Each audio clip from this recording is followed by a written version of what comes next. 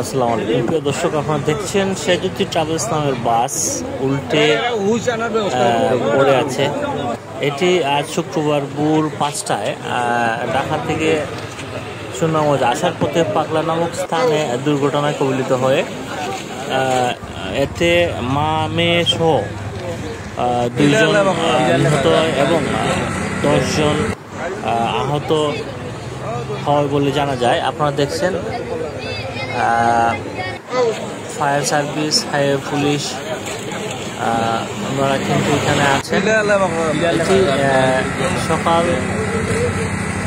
সকালবেলায় আসলে এই ভিডিওটি করা হয়েছিল। আমরা এই মুহূর্তে পেয়েছি এবং আপনাদেরকে দেখানোর চেষ্টা করছি। ফায়ার সার্ভিস কিন্তু তারা অভিযান ওই সময় ভিতরে আটকে পড়া যাত্রীদেরকে বের করার জন্য কাজ করেছেন, সেটি আমরা দেখছিলাম।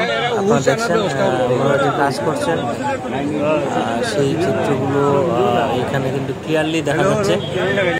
তো সুনামগঞ্জ সিলেট রুট আসলে এখন মরণ ফাঁদ, প্রতিনিয়তই অ্যাক্সিডেন্ট হচ্ছে, এই জন্য মরণের খেলা শুরু।